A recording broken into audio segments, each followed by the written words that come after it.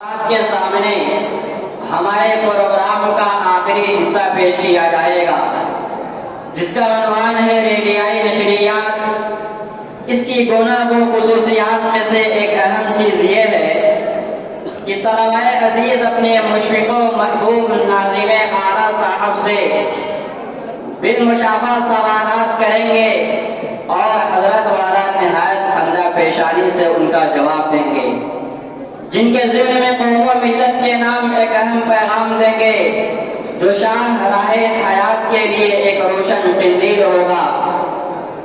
لہذا اس کو پیش کرنے کے لیے میں محترم محمد آصف وسیع بہرائچ متعلم عربی سوم کو دعوت دیتا ہوں کہ وہ اپنے تمام رفقا کے ساتھ تشریف لائیں اور پروگرام پیش کریں۔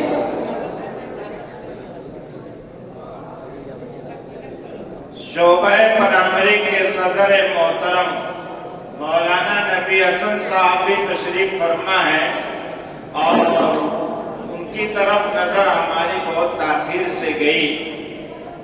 میں چاہتا ہوں کہ وہ خود بتائیں کتنا اعلان کیا جائے۔ ویسے اطلاع تو آئی ہے کہ ان کی طرف سے 5000 روپے کا اعلان ہوگا، لیکن وہ جو کہیں گے میں وہی اعلان کروں۔ یہ ہے MBS اردو پھولپوری نیوز چینلز، آپ کی خدمت میں حاضر ہے آپ کا میزبان آصف وسیع بہرائچی آج کی اہم خبروں کے ساتھ۔ سب سے پہلے خبروں کی سرخیاں۔ مدرسہ بیت العلوم میں منعقد ہوا 2 روزہ دینی پروگرام۔ پھولپوری نیوز چینل پہ چند مہمانوں کی آمد اور ان سے چند سوال۔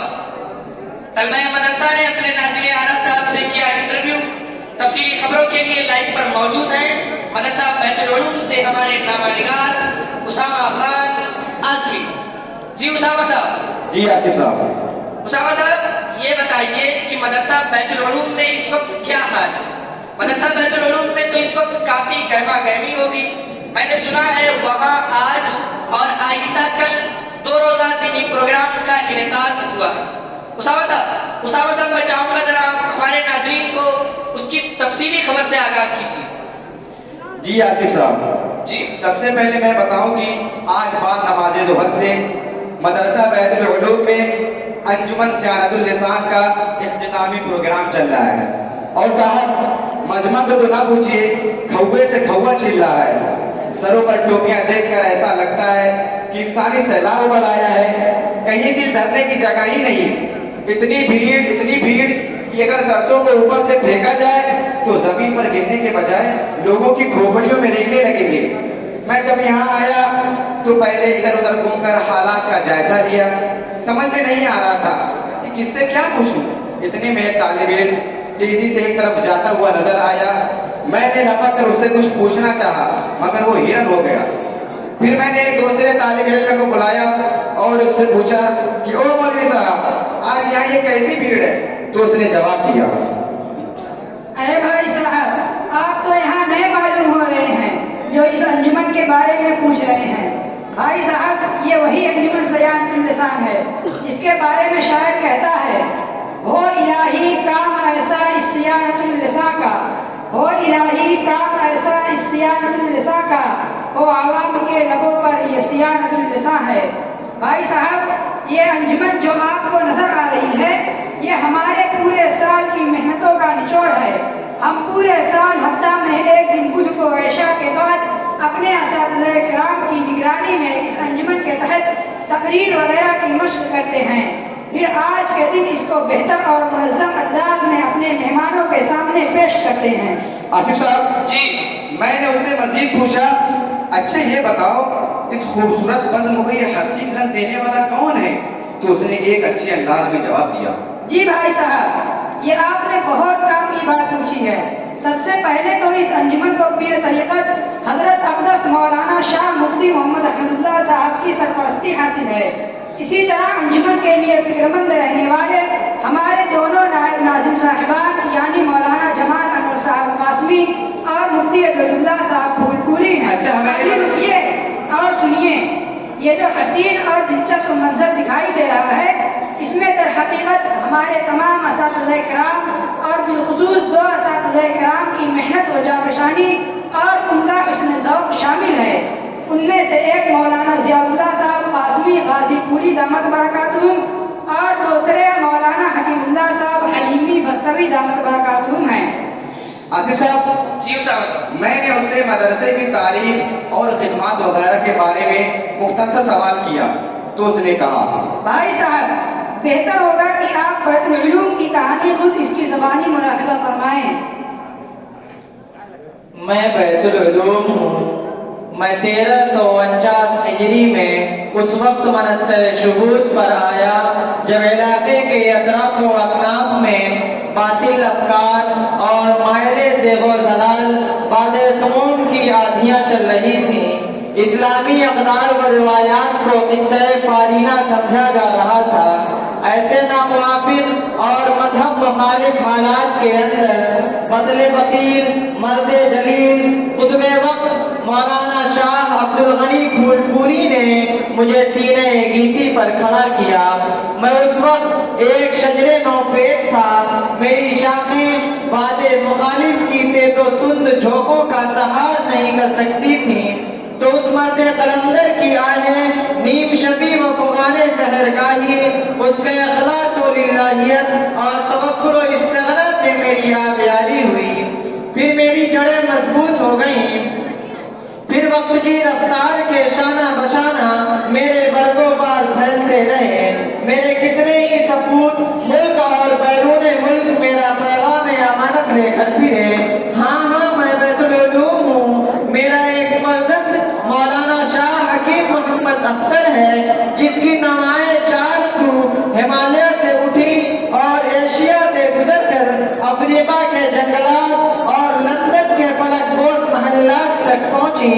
उम्मुल मदारिस दारुल उलूम देवबंद के मसनद हदीस पर मेरे मायनात फर्जंद शेख अब्दुल हक आज़मी ने मेरा वो नगमा सुनाया जो ज़माने तुफूलियत में उसके मासूम दिलो दिमाग पर मुल्तज़िम हो चुके थे। मेरा एक जिगर रोशा मुफ्ती अब्दुल्ला फूलपुरी भी है, जो मेरी ही गोद में पला बढ़ा और एक अरसा तक उसने मेरी जुल्फ़ाराई की। मेरे पैरहन में उसने ऐसी गुलकारियाँ की कि निगाहे ज़माना खीरा खा रही है। दरअसल ये मेरा ही सोज़े दनू है, जिसे उसके जद्दे अमजद शाह अब्दुल गनी ने मेरे सीने में वदिया रखा था। उस सोज़े दनू को उस जिगर गोशा ने तकाज़ाए ज़माना के साथ पर छेड़ा। अभी मेरा कमाल बामे उरूज पर पहुँचने वाला ही था कि क़ज़ाए अजल ने उसको मालिके हकीकी की आगोश रहमत में पहुँचा दिया।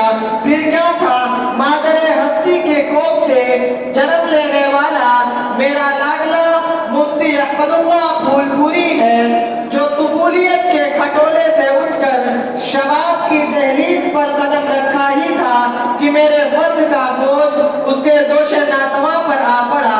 उसने अपने 2 बाजू यानी मेरे 2 लायक सपूत मौलाना जमाल अनवर कासमी और मुफ्ती मोहम्मद असदुल्लाह फूलपुरी के फौलादी अज़्म व इरादे की ताकत से असरे नौ मेरी आबियारी में तन मन धन से मशगूल हो गया और बाक़ियात फूलपुरी को ऐसा संभाला कि आज मेरी शाखें दूर दूर तक साया फगत है। ऐ लोगों, मेरी हकीकत को ज़ाहिर में देखना चाहते हो तो देखो, मेरे सीने पे दारुल हदीस की पुरकशिश इमारत इस्लामी अज़मत रफ्ता की बादियाबी की हल्की सी एक झलक है। दरियाए फ़िक़्ह व हदीस की सैराबी के लिए शोबे दौरे हदीस और शोबे इफ्ता है। हिफाजत कुरान करीम के वादे खुदाबंदी को अमली शक्ल देने के लिए शोबे तहफ़ीज़ुल कुरानुल करीम है। नौजवानाने कौम की असासी तामीर के लिए शोबे प्राइमरी और जूनियर हाई स्कूल भी है, जहाँ उनके पाए मखमली को ज़माने की तपिश और कारदार वादियों को चुभन से बचाने के लिए मुतअद्दिद छोटी बड़ी गाड़ियाँ भी मैसर हैं। अवामुन्नास की दीनी तरबियत के लिए माहनामा रिसाला फैज़ान अशरफ है। बनाते आदम की इस्लामी नशोनुमा के लिए सुफ़तुस सालिहात का क़याम और गर्ल्स डिग्री कॉलेज का मंसूबा है। ऐ मेरी कौम,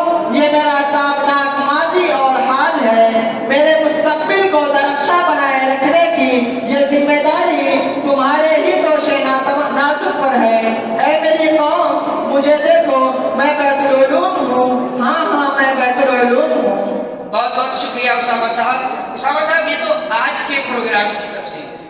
ये बताइए कल का जो प्रोग्राम है उसकी क्या सूरत हाल होगी? जी आसिफ साहब, जी सबसे पहले मैं बताऊं कि कल सुबह 8:30 बजे मदरसा के उन तलबा को दस्तार फजीलत दी जाएगी जिन्होंने आलिमियत का कोर्स मुकम्मल किया और वो पूरे आलिम यानी मौलाना साहब हो गए। और इस प्रोग्राम के मेहमान खुसूसी हजरत मौलाना सुफियान साहब कासमी दामद बरकातुहू मोहतमिम दारुल उलूम वक्फ देवबंद हैं, जो बुखारी शरीफ का आखिरी दर्स देंगे और उन्हीं के दस्ते बाफैज से तलबा दौरा हदीस को दस्तार फजीलत दी जाएगी। और अल्हम्दुलिल्लाह हजरत इस वक्त मदरसे में क़याम फरमा है। बहुत बहुत शुक्रिया उसामा साहब।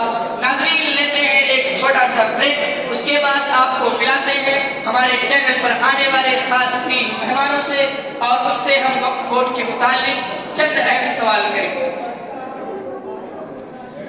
निसार उसके कि जिसका फैज़ वजह कामरानी है, वो जिसकी ज़ात से आराइश बाग़े जवानी है, वो जिसकी ज़ात से आराइश बाग़े जवानी है।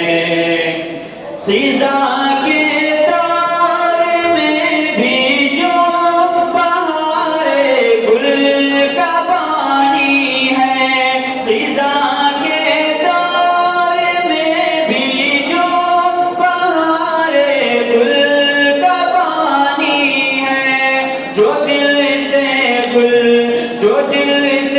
गुलशन मिलते में वक़्फ़े बाग़बानी है, जो दिल से गुलशन मिलते में वक़्फ़े बाग़बानी है। दोस्तों अब वक्त हो चला है कि हम और आप इस वक्त के सुलगते दीनी और मजहबी मसाइल पर गुफ्तगू करें। वैसे तो बहुत सारे मसाइल हैं जिन पर गुफ्तगू करना बहुत जरूरी है, वैसे तो बहुत सारे मसाइल हैं जिन पर गुफ्तगू करना बहुत